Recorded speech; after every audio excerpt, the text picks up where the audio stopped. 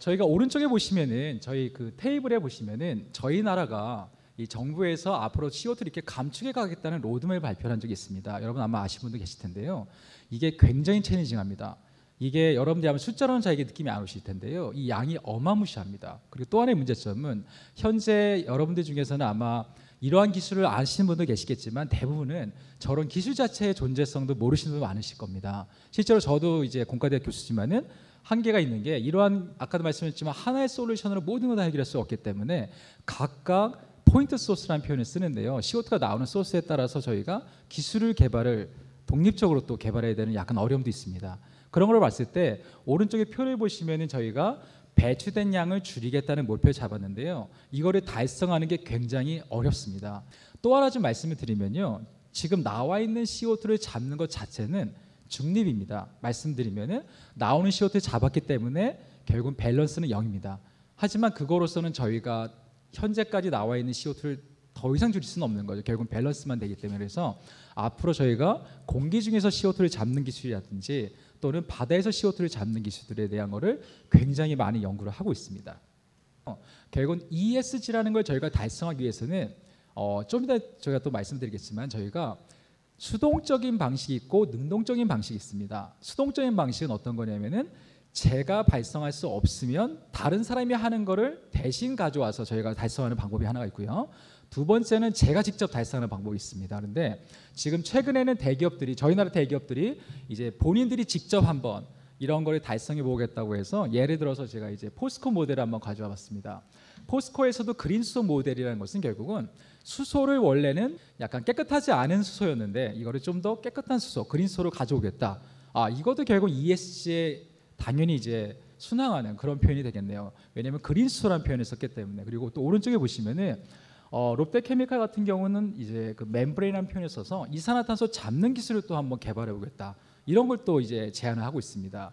그리고 또 오른쪽에 보시면 여러분들 그 머스크라고 해운사가 있습니다. 이건 이제 바다 쪽이죠. 근데 바다 쪽에서도 기존에 했던 연료가 굉장히 더러운 연료를 쓰고 있습니다. 근데 이런 연료를 또 한번 변환시켜 보겠다. 결국은 다 왼쪽에 있는 ESG를 달성하기 위한 많은 노력인데요. 결국 이런 것들을 하기 위해서 필요한 어떤 게 있냐면 바로 공학적인 기술이 수반이 돼야 됩니다.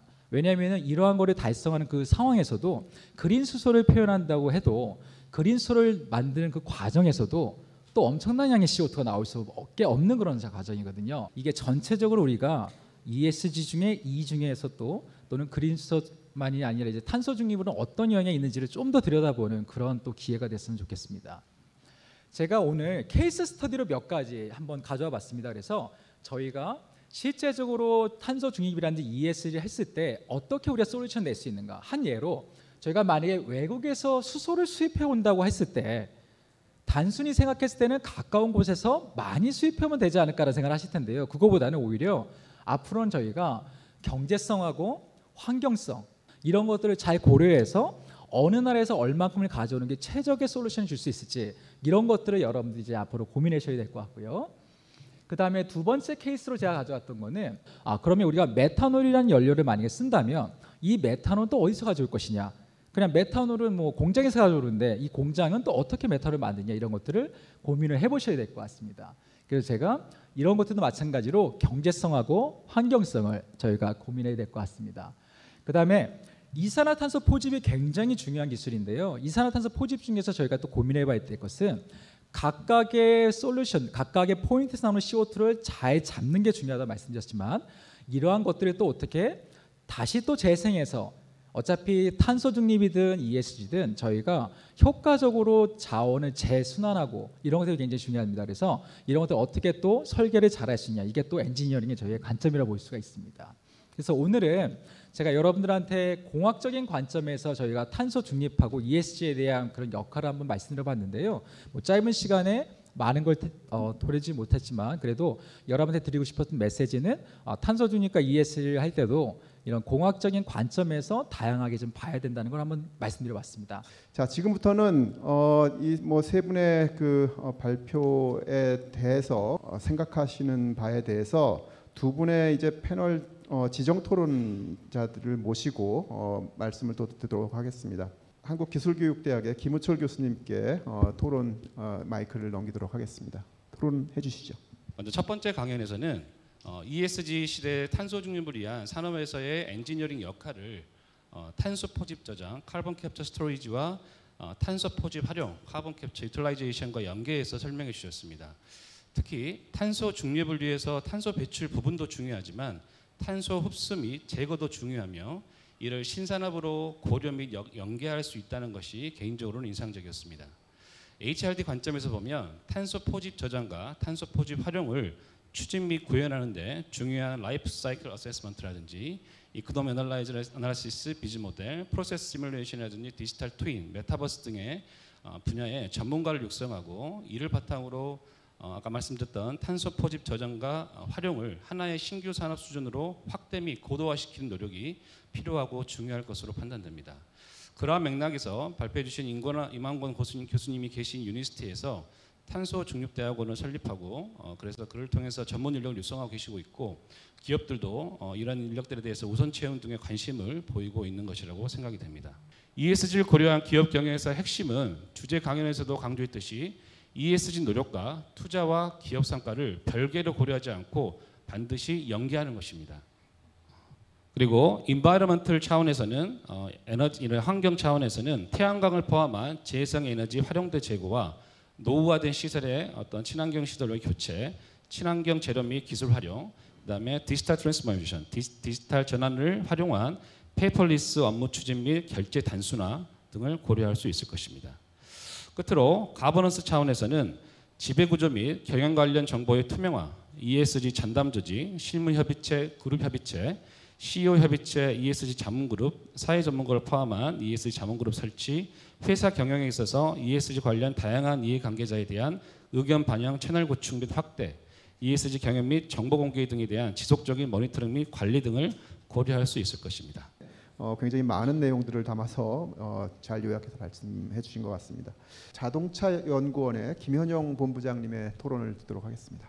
전기차로 이렇게 변화하는 시점에 있어 상당히 이제 없어지는 부품들이 많거든요. 그러니까 내연기관에 비해서 최대 한 50% 정도의 부품 수가 감소하는 상황이고, 그래서 저희도 이제 기업들의 이제 내연기관 업종 기업들이 미래차 쪽으로 전환할 수 있도록 이제 기술 지원을 메인으로 좀 하고 있으면서 컨설팅까지 겸하고 있는데, 이러한 위기를 잘 극복하지 못하면 굉장한 이제 부품 업계의 위기가 될 수 있고, 현대 기아차들은 뭐 나름의 준비를 굉장히 이제 글로벌하게 경쟁력 있는 기업이다 보니까 잘 대응을 하고 있지만, 국내 부품 업체들이 이제 제대로 대응을 하지 못하면 이제 실제 들어가는 부품들은 국내에서 조달되지 못하는 상황도 될 수 있어서 상당한 이제 많은 기업들을 미래차 전환으로 끌고 갈 수 있도록 가는 게 굉장히 중요하다고 생각이 됩니다. 미래차라고 하는 굉장히 그 장밋빛 그림을 우리가 그릴 수 있지만 실제로는 아직도 한 70-80% 정도의 그 기업들이 준비가 안 되어 있다. 따라서 이게 굉장히 위기일 수 있겠다라는 그런 생각도 해봅니다. 그러면서 이제 그 유청열 원장님께서 지금 현대차 사례를 아까 발표를 해주셨기 때문에 거기서 이제 또 구체적인 질문들을 이제 2가지 정도로 해주셨어요. 그래서 지금부터는 그 발표하셨던 그 3분께서 토론자분들의 토론에 대해서 그 대답을 해주시거나 아니면 코멘트가 있으시면 잠깐 듣는 시간을 갖도록 해보겠습니다. 먼저 그 유청열 그 원장님께서 대답을 좀 해주시면 좋을 것 같습니다. 예. 그 첫 번째 부분은 이제 어떤 협약사 부품사를 하고 있냐는 부분인데요.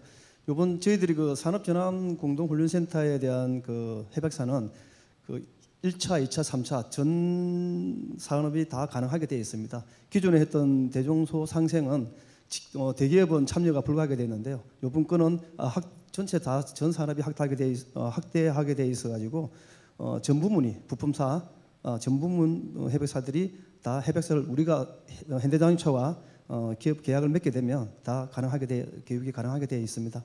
그다음 교육 그 내용에 대한 부분인데요. 저희들이 기존에는 대중소 상생은 사실은 내연기관 위주로 뭐 엔진 조립이라든지 변속기 조립 그런 쪽으로 교육을 좀 했습니다. 근데 이번 교육은 이제 친환경차로서 미래차 친환경차에 관련된 뭐 친환경 입문이라든지 시스템, 그다음에 미래 모빌리티, 고전압 배터리라든지 그다음 자율주행 시스템, 그다음에 전동화와 관련된 로봇 기술 이런 부분들을 좀 강의할 예정이고요. 아직까지는 저희들이 그 협약사를 교육할 10월 달부터 교육을 본격적으로 해야 되기 때문에 아직까지 한 기업 없는데 아마 이 교육을 받게 되면 많은 기업들이 이렇게 친환경차에 대한 그런 전문 기술의 부분에 대해서는 그래도 많이 고용에 대한 부분들도 아마 완화되지 않을까 저는 그렇게 생각하고 있습니다. 뭐 임한근 교수님이나 또 윤진수 본부장님께서 혹시 토론자분들의 토론에 대해서 또 혹시 덧붙여서 말씀해 주실 게 있으시면 말씀하실 기회를 드리겠습니다. 글로벌 이제 대기업들이 이제 다국적 기업들이 보통 이제 그런 것들을 먼저 선도해서 끌고 가고 있기 때문에 이게 이제 우리가 안 한다고 안 할 수 있는 게 아니다. 그래서 이미 이제 이건 궤도에 올라타 있고 그냥 안주할 게 아니라 더 적극적으로 더 우리가 더 적극적으로 나설 수 있는 기회로 삼아야 되는 게 아닌가라는 좀 생각이 들고요. 전반적인 트렌드는 결국은 저희가 지금까지는 궁금해하지 않았던 거를 좀 더 들여다보는 게 관점이거든요. 그래서 저희도 결국 이제 학교에서도 탄소 중립 대학원이라는 걸 저희도 만들었습니다. 그래서 어떻게 보면은 학문으로서 이게 가치가 있느냐라는 또 논쟁도 있기도 하는데요. 제 소견으로서는 결국은 우리가 각계의 계층들마다 여기서 다양한 분야에 계신데요. 저는 이제 교육자로서 어떻게 보면은 각각의 이런 인식들을 하나하나씩 가져가면은 결국은 흐름은 계속 이제 가는 거고 결국은 이제 우리가 어떻게 대응하느냐의 차이일 것 같습니다. 예, 고맙습니다. 그 발표와 지정 토론까지는 진행이 됐는데 지금부터는 플로어에서 지금까지 그 나온 이야기들 중에서 질문이 있으시다거나 아니면 의견이 있으시면 말씀하실 수 있는 기회를 드리도록 하겠습니다. 해외에도 이러한 좀 상생형 모델의 이런 교육 시스템이 있는지 혹은 뭐 이런 지금 산업전환이 좀 주요한 주제이다 보니까 산업전환에 대비해서 해외에서도 이런 직무전환 교육을 조금 선제적으로 대응하려고 하는 예시가 있는지 조금 제가 정책적으로 이걸 짤 때 굉장히 궁금했었거든요. 그래서 그런 부분에 대해서 아는 게 있으시면 같이 공유해 주셨으면 좋겠습니다. 네, 좋은 질문이신데요. 일단 저희 나라 같은 경우는 특히나 이제 고용노동부가 이번 산업전환 공동훈련센터 같은 경우는 조금 전략적이고 기존과 기존 사업에 대비해서 규제를 전폭적으로 완화하고 또 지원도 전폭적으로 늘리면서 한 초기 단계이기 때문에 이런 부분들을 잘 성공 사례로 만들어서 오히려 저희가 해외에 이런 성공 사례로 보여줄 수 있는 것이 되지 않을까. 특히나 제가 현장에 가보면서 정말로 느꼈던 거는 저도 대기업에 있었고 지금 학교에 있지만 우리가 행정에서 앉아서 보는 현장과 실제로 보는 현장의 괴리가 상당히 많다는 걸 깨달았고 정말 학습할 수 있는 공간마저도 제대로 돼 있지 않고 여러 가지 열악한 환경에서 단기적인 성과에 초점할 수밖에 없는 어떤 그 중소기업의 현실에서 미래에 대한 아까 우리 범장님도 말씀 주셨지만 알고 있지만 실제로 참여할 수 있는 비율들이 상당히 낮습니다. 그래서 그런 부분들을 국가 NHRD 차원에서 뭔가 전략적으로 지원해주고 길을 터주고 그런 것들을 어떠한 외부적인 훈련에 맡기지 않고 실제로 그 길을 가고 있는 대기업과 연계해서 어떻게 보면 어떤 그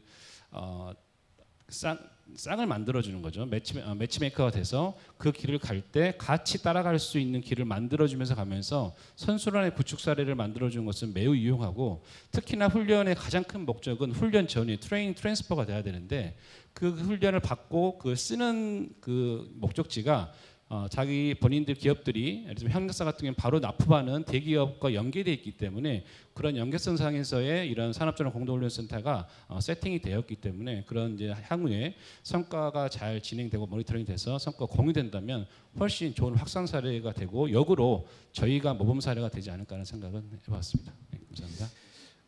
뭐 제가 그 속한 연세대학교 경영대학의 이제 이호영 교수께서 얼마 전에 칼럼을 쓰셨는데 이런 그 이야기를 하셨어요. 인간에게 창조된 모든 생물을 다스리라 명령하셨다. 다른 말로 표현하면 피조 세계를 하나님이 보시기에 아름답게 보존하고 경영하라는 것이다. 뭐 종교가 어떤 것이건 상관없이 사실 뭐 ESG 그리고 탄소 중립 이것은 우리에게 맡겨진 어쩌면 이 세상의 환경 그리고 사람들로 이루어진 사회를 보기 좋고 아름답게 경영하라는 그런 지상 명령이 아닌가 저는 생각을 해봅니다. 여기에 계신 모든 분들이 이런 것들에 공감을 하고 같이 구체적인 행동으로 힘을 모아갈 때 이 세상이 더 아름답게 보존되고 또 더 아름답게 만들어질 수 있지 않을까 생각이 됩니다. 국가는 뭐 이미 산업전환 훈련을 통해서 이런 그 사업을 지금 노력을 하기 시작했고요. 기업들도 산업전환을 통해서 직무전환을 통해서 그리고 개개인들도 인식의 전환을 통해서 구체적인 행동으로 나아가야 되는 그런 시점이 아닌가 생각이 됩니다. 그런 각오를 다지면서 이번 세션은 모두 마치도록 하겠습니다.